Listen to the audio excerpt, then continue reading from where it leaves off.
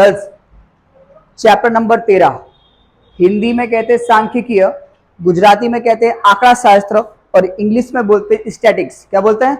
Statics. ठीक है ना। ये चैप्टर आपका 13 से 15 मार्क्स का चैप्टर आता है आपकी बोर्ड की एग्जाम में। ठीक है ना। इस चैप्टर में जो सवाल हैं वो फिक्स है कि यही आने हैं, लेकिन उन सवालों को सॉल्व करने के लिए आपको सूत्र याद होना चाहिए। और जो भी बच्चा अगर 10वीं पास करने के बाद 12वीं लेता है तो इसी चैप्टर, एक चैप्टर की पूरी किताब अलग से बनकर आती है। ठीक है, पल्ले बढ़ रहा है कि नहीं बढ़ रहा है? और अगर कोई बच्चा साइंस लेता है तो इसी चैप्टर की बुक पूरी की पूरी आपको मिलेगी कॉलेज में। तो ये चैप्टर 10वीं में सीख लो तो बहुत इजी पड़ेगा। अब इस चैप्टर को सीखने के लिए खाली आपको सूत्र याद करने हैं। 3 चीज इसके अंदर आपको पढ़नी है, ध्यान देना। 3 चीज कौन कौन सी पढ़नी है? पहला हिंदी में बोलते हैं माध्य, ध्यान देना यहां पर, माध्य, माध्य। ठीक है, और माध्य होता है और गुजराती में इसी को माध्यक बोलते हैं, माध्यक। मैं शुरू में कोई ना, मैं गुजराती में ही लिखता हूं। ठीक है, माध्यक। हाँ, अरे समझ लो ना भाई, चलो कोई ना, इट्स ओके, डन। माध्यक, क्लियर है? माध्य, माध्यक, बराबर। इसको रिप्रेजेंट करते हैं, दर्शाते हैं एक्स, और ऊपर एक लाइन खींच दोगे तो उसको बोलते हैं बार। क्या बोलते हैं? बार, एक्स बार। ठीक है ना, एक्स बार, इसको पढ़ते हैं बार। ठीक है ना। फिर से माध्य, माध्य को गुजराती में माध्यक बोलते हैं, जिसको रिप्रेजेंट, दर्शाते हैं एक्स बार से। डाउट क्लियर यहां तक? डन है। चलिए नेक्स्ट, सेकंड आपको जो पढ़ना है, ध्यान दीजिएगा, थोड़ी इसकी जगह छोड़ते हैं क्योंकि इसमें अभी 2-3 चीजें और आएंगी। यहां से सेकंड जो चीज आपको पढ़नी है वो, अगर इसी माध्य में, ध्यान दीजिएगा, इसी माध्य में अगर क्या लगा दो? थ लगा दो। क्या लगा दो? थ। ध्यान देना, माध्य, माध्य लिखा हुआ है, आया ना। अब इसी के पीछे क्या लगा दो? ऐसे, माध्यस्थ। क्या हो गया? माध्यस्थ। और गुजराती में भी शायद माध्यस्थ ही कहते हैं। माध्य में लास्ट में क्या था आ जाए, माध्यस्थ। ठीक है, तो इसको रिप्रेजेंट करते हैं कैपिटल एम से, और गुजराती में भी माध्यस्थ ही बोलते हैं। ठीक है, इसको दर्शाते हैं कैपिटल एम से। क्लियर है? माध्य यानी कि एक्स बार, माध्यस्थ यानी कि कैपिटल एम, और एक चीज और आती है जिसको हम बोलते हैं बहुलक। क्या बोलते हैं? तीसरा है आपका बहुलक। बहुलक को दर्शाते हैं कैपिटल जेड से, गुजराती में भी बहुलक ही कहते हैं। ठीक है ना, क्लियर है? ये 3 चीजें आपको पढ़नी है। पहला माध्य, दूसरा माध्यस्थ, और तीसरा बहुलक। ठीक है, क्लियर है? डन। ओके, माध्यस्थ, माध्य, माध्यस्थ और बहुलक, जिसमें से माध्य की 3 विधियां हैं। कितनी विधियां हैं? 3। माध्य की 3 विधियां हैं, ध्यान देना। माध्य की 3 विधियां हैं। पहला, मेरी भाषा में जिसको बोलते हैं सिंपल रीत, सिंपल मेथड, और आपकी शुद्ध भाषा में उसको बोलते हैं, यहां पर जाना, प्रत्यक्ष विधि। पहली आती है प्रत्यक्ष, आप प्रत्यक्ष विधि। ठीक है, जिसका मतलब नॉर्मल में याद रखना, प्रत्यक्ष विधि का मतलब होता है सिंपल विधि, नॉर्मल भाषा में जो इजी हो जाए वो प्रत्यक्ष विधि कहलाती है। ठीक है, ये फर्स्ट आपकी हो गई। सेकंड, प्रत्यक्ष के बाद क्या आती है? अनुमानित माध्य रीति। अनुमानित, यहां पर सेकंड आती है अनुमानित, अनुमानित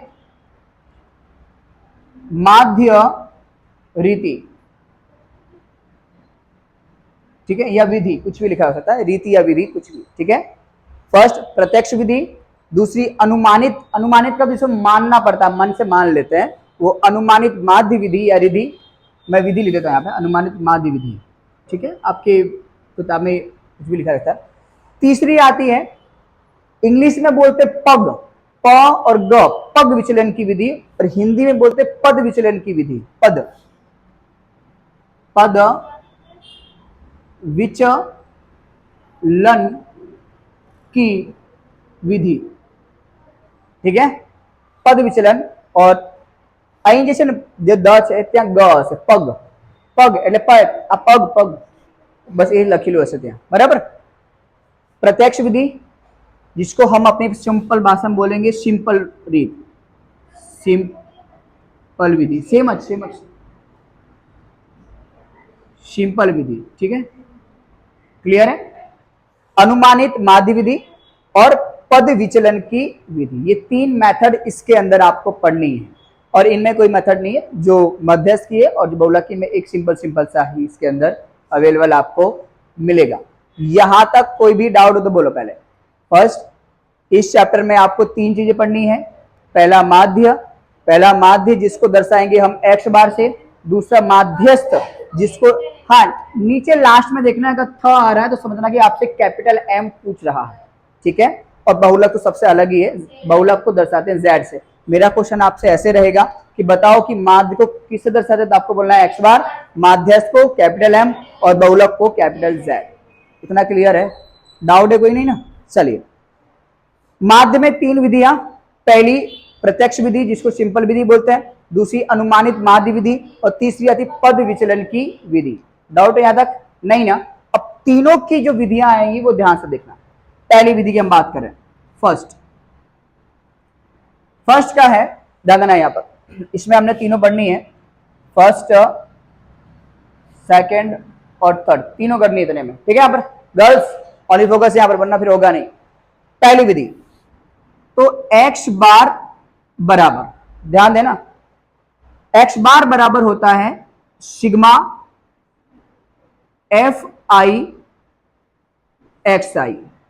क्या होता है, सिग्मा एफ आई एक्स आई बटे में सिग्मा एफ आई, यानी कि सिग्मा एफ आई आपको याद रखना है, ध्यान देना मेरी बात को, सिग्मा एफ आई आपको याद रखना है, वही सिग्मा एफ आई आपको नीचे कॉपी पेस्ट कर देना है।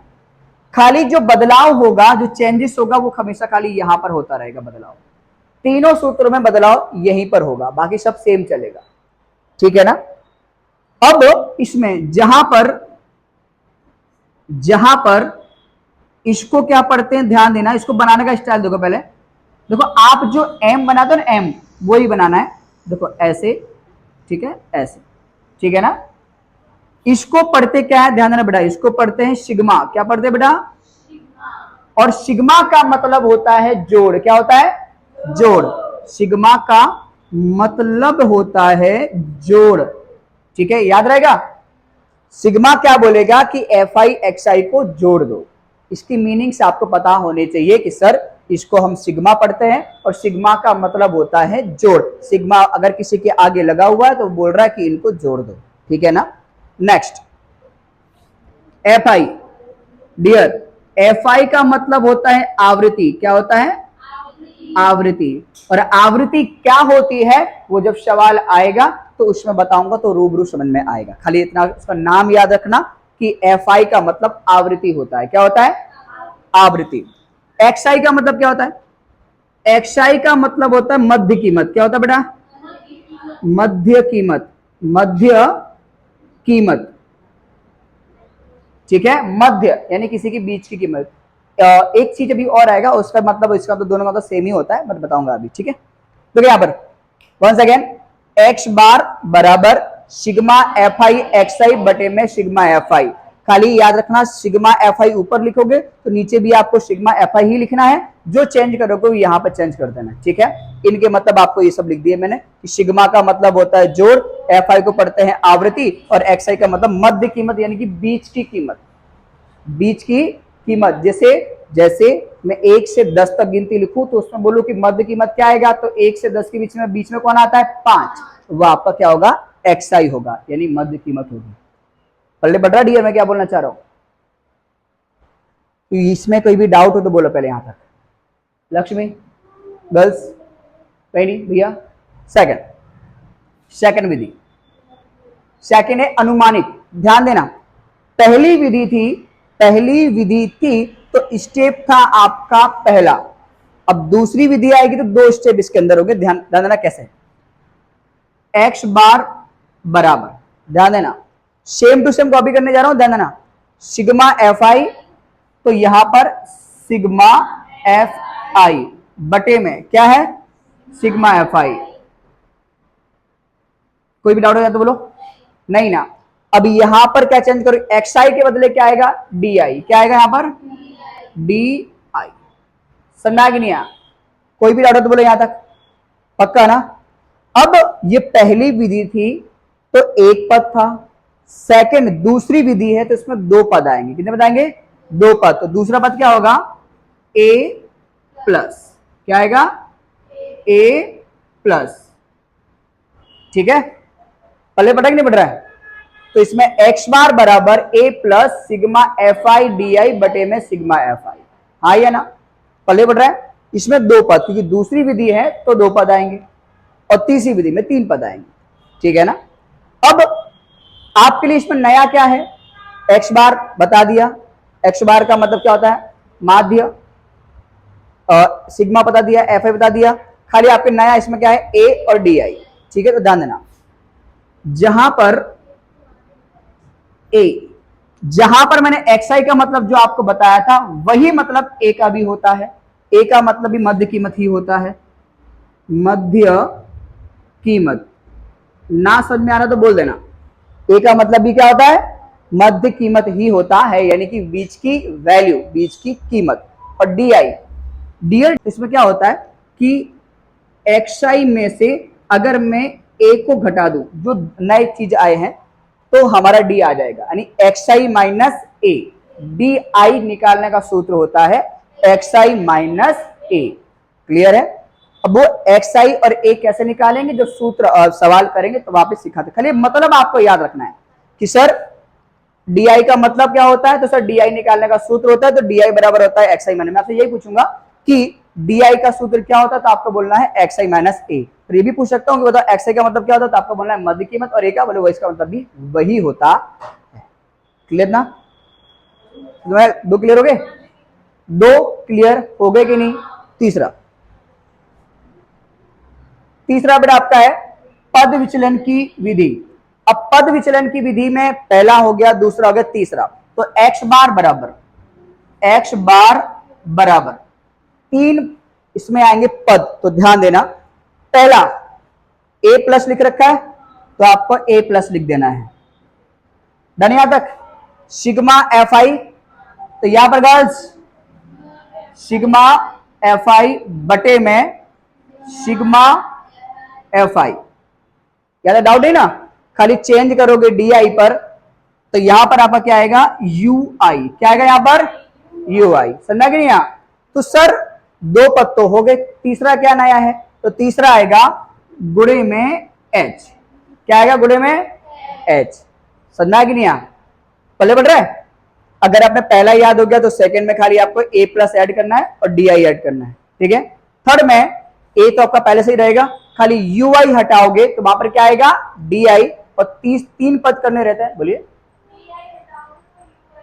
हाँ दीदी, ओके सॉरी, डी आई हटाएंगे तो यू आई आएगा, ठीक है? तो इतने में खाली 2 पद होंगे, तो तीसरा पद क्या होगा, तो वो करने के लिए क्या लगाओगे यहां पर एच। अब आपके लिए नए 2 पद आ गए, क्या? एक यू आई और एक एच, ठीक है ना? तो वो देख लो पहले, जहां अब यू आई, जैसे डी आई निकालने का सूत्र था वैसे ही यू आई निकालने का सूत्र भी सेम यही होता है। ध्यान देना, क्या के एक्स आई माइनस ए। अब अगर यही सूत्र यहां पे था और यही सूत्र यहां रखोगे तो दोनों में कोई चेंजेस होगा नहीं। इसमें तीसरा पद एच है, इसमें गर्ल्स इसमें तीसरा पद एच है, इसमें नहीं था, इसलिए हमने इसमें एच नहीं लिया, बट इसमें एच है, इसलिए बटे में क्या ले लोगे इसमें एच। समझा कि नहीं? पल्ले बढ़ रहा है कि नहीं बढ़ रहा है? इसमें डी आई बराबर एक्स आई माइनस ए होता है गर्ल्स, बेटा फिर नहीं आएगा। क्या प्रॉब्लम बोलो? देखो देखोगी नॉर्मल से तो जल्दी घर जाएंगे, जितना टाइम बर्बाद करोगी उतना और समय लगेगा। तो यू आई बराबर एक्स आई माइनस ए बटे में एच। देविका यहां ध्यान दे चल। तो ये तीनों के तीनों सूत्र आपके आईएमबीज हैं, इन्हीं पे हमने सवाल करना है। तो मोस्ट ऑफ जो सूत्र आप पे यूज होने वाले हैं, एक तो आपका सूत्र ये सिंपल वाला होगा, और सेकंड आपका जो सवाल यूज होगा वो ये होगा अनुमानित माध्य विधि का। लेकिन कभी कभी आपको पग विचलन का सूत्र भी यूज करने को बोल सकता है, ठीक है? तो सिग्मा ये वाला, ठीक है? यहां तक कोई डाउट है क्या? तो आपको तीनों सूत्र मोस्ट ऑफ याद रखने हैं, हो जाएंगे याद? क्लियर है? समझ आ गया सभी को? अब आपके दो बच्चे मध्यस्थ और बहुलक, यहां तक कोई भी डाउट हो तो बोलो पहले। क्लियर ना भैया? याद हो जाएंगे? चलिए यहां पर मध्यस्थ का सिंपल सा फॉर्मूला है भैया, देखना तरीका याद करने का बता रहा हूं क्योंकि लिखना है, लिख लिख के करना तो जल्दी याद होगा।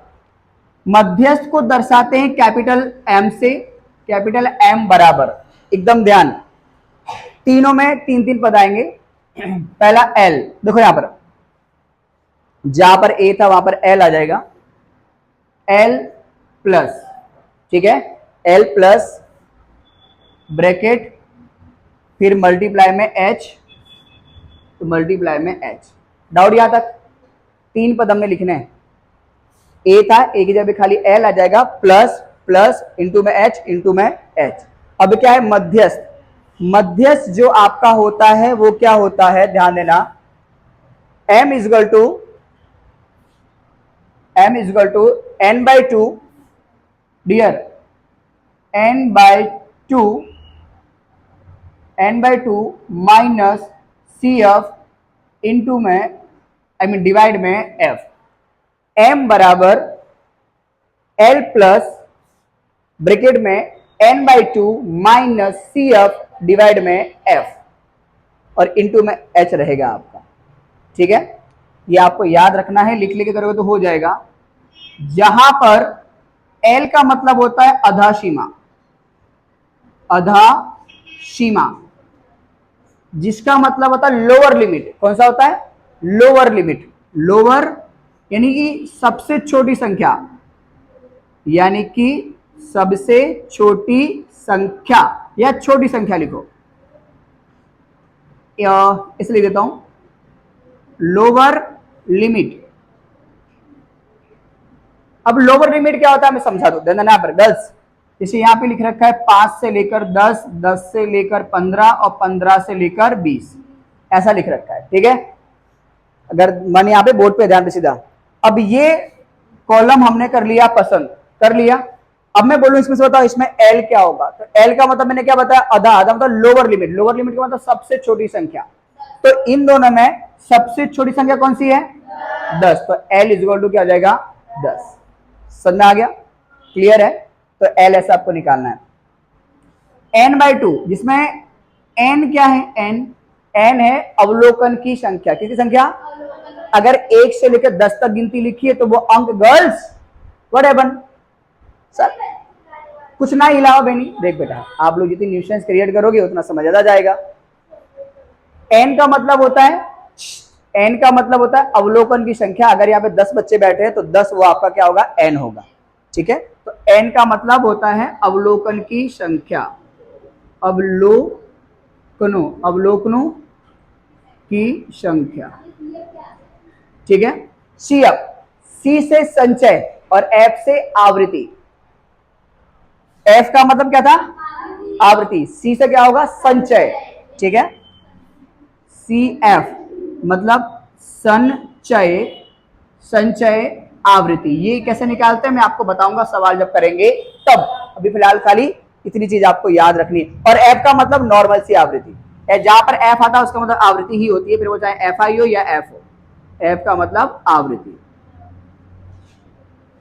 डाउट यहां था कुछ? और एच, एच का मतलब बताया मैंने? नहीं बताया। यहां पर भी एच का मतलब नहीं बताया ना आपको। ओके, यहां पर भी देख लो, यहां पर एच का मतलब होता है वर्ग लंबाई। क्या होता है? वर्ग लंबाई, ठीक है? एच का मतलब क्या होता है? वर्ग लंबाई, तो वही आपका जो h है यहाँ पर भी वही क्या होगा, आपका वर्ग लंबाई होगा। ठीक है, वर्ग लंबाई वो कैसे निकालते हैं, जो सवाल करूंगा तब बताऊंगा। ठीक है, खाली अभी उनके खाली मतलब आपको याद रखना है। कोई डाउट बोले यहां तक, पक्का ना? लास्ट, ये पूरे का पूरा चैप्टर बता रहा हूं, ध्यान देना। यहां पर बहुलक का मतलब होता है जेड, जेड बराबर क्या होता है, ध्यान देना। यहां पर सभी का ध्यान एकदम बोर्ड पर। वापिस से 3 पद आएंगे, ये सेम टू सेम आपको वहां पर भी कॉपी पेस्ट कर देना है, यानी एल प्लस वाला। हाँ जी, एल प्लस ब्रैकेट और इंटू में एच। याद है? डाउट तो बोलो, कोई भी डाउट तो बोलो, यहां तक क्लियर है? अब ध्यान देना, यहां पर बहुत सिंपल सा है। यहां पर होगा गर्ल्स, यहां पर F1 माइनस F1, F1 मतलब आवृत्ति, यानी पहली आवृत्ति। अगर F1 में से कुछ भी घटाएंगे तो हम किसकी ओर जाएंगे, जीरो की ओर, हाँ या ना? तो क्या लिख दोगे, F1 माइनस F0। डाउट यहां तक? क्योंकि F1 माइनस आपने लिख दिया, मतलब 1 में से कुछ भी घटाओगे तो कहां जाओगे, जीरो की ओर जाओगे, है ना? 2 की ओर तो जाओगे, क्योंकि जोड़ थोड़ी रहे हो। अब इसी चीज को नीचे कॉपी कर दो, इसी चीज को नीचे कॉपी कर दो, F1 माइनस F0। डाउट यहां तक? डाउट यहां तक? नहीं ना? पक्का? चलो, अब आप क्या करोगे, F1 में एक बार दो आगे लगा दो, पहले बढ़ रहे हैं। जब आपने F1 में 2 लगाया तो मन से लगाया, तो एक बार 2 को घटा भी दो, ऐसा करके माइनस F2 पढ़ा पल्ले।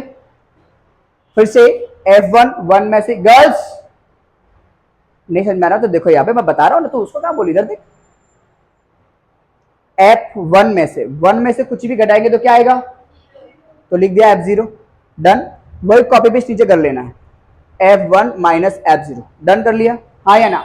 अब करना क्या है कि 0 और 1 के बाद क्या आता है, 2 आता है, हाँ या ना? 2 आता है कि नहीं आता है? तो एक बार 2 आप यहां पर आगे लगाओगे तो एक बार आपको 2 घटा भी देना है, समझ में आ रहा है? अगर 2 आगे लगाओगे तो नीचे 2 लगा के घटा देना है। जैसे F1 में 2 आप लगाओगे तो अलग से F2 को माइनस कर देना है, जैसे F1 F0 F2। ठीक है, तो 2 आपने कहां से लिया, अपने मन से लिया, तो एक बार 2 घटाया तो यहाँ पे एक बार 2 लगा भी दो, बस ये बता रहा हूं। बाकी में L प्लस और H तो रहेगा ही, समझ में आ रहा है? L का मतलब मैंने यहाँ पे बता रखा है, H का मतलब बता रखा है। सबसे नया क्या है, F1 F2 F0। तो भैया इन शॉर्टली याद रखो, जो F है, F का मतलब क्या होता है, आवृत्ति। क्या होता है आवृत्ति। अभी आवृत्ति F1 F0 F2 क्या है, मतलब F1 लिखा हो तो पहली आवृत्ति, F0 लिखा हो तो F1 के पहले वाली आवृत्ति, अगर F2 लिखा हो तो F1 के बाद वाली आवृत्ति। जैसे जैसे 6 7 8 9 लिख रखा है, ये लिख रखा है। मैंने मान लिया कि ये जो मेरी है वो F1 आवृत्ति है, कौन सी है, F1। तो F1 के बाद क्या आएगा, F2, तो ये मेरा F2 हो जाएगा, हाँ या ना? और अगर F0 लेना है तो वो कहाँ आएगा, F1 के बाद आएगा, हाँ या ना? तो ये मेरा क्या हो जाएगा, F0 हो जाएगा। पल्ले पड़ रहा है, हाँ या ना? क्लियर है? लिख डालो। ये सारा आपको याद होना चाहिए चैप्टर को सीखने के लिए। और अगर रुक जाओ 2 मिनट खाली, दो last 2 minute, last 2 minute, last very most time पे एक सूत्र और लिख लो, जो आपके 1 मार्क्स न्यूमेरिकल्स में पूछता है, अरे 100% आएगा ही आएगा। डन। यहां पर मदर फादर और आपके बच्चे, हाँ F, यस यस यस। यहां पर चलो यहां देखो, देना यहां पर मदर, गर्ल्स यहां पर देना। तो M is equal to X bar plus Z। ठीक है, M फॉर मदर, मम्मी। ठीक है, बड़ी वाली M से मम्मी हो गया, फिर छोटी मम्मी। ठीक है, नहीं नहीं नहीं नहीं नहीं, बड़ी मम्मी, ये छोटी। ठीक है, ठीक है, उसके बाद उसके सारे बच्चे, बहुत सारे। बहुलक, बहुलक मतलब बहुत सारा, ठीक है। तो m बराबर x बार प्लस z, यानी बड़ी मम्मी बराबर छोटी मम्मी प्लस बच्चे। पहले बढ़ रहा है, ये आपको सीरीज में याद रखना है, बट कैसे 3 to 1 करके। अब देखो नंबर 1 2 3 है ना, उल्टा रखना है, कैसे ध्यान देना, 3 फिर 2 और फिर 1, जाके हमें पता है कि 1 लिखते नहीं है, तो ये आपको लिखना नहीं है। ये सूत्र भी आपको याद रखना है, ठीक है। ये सूत्र आपको एक ही मार्क्स में काम आएगा। क्लियर है, याद रहेगा। बड़ी मम्मी बराबर छोटी मम्मी प्लस सब बच्चे, बच्चे यानी कि बहुलक बहुत सारे, यानी कि z, ठीक है। फिर नंबर भी डालने हो तो 3 2 1, तो 3m बराबर 2x बार प्लस z, ये होता है। सूत्र याद करने का तरीका ही बता दिया, ठीक है ना। चलो फटाफट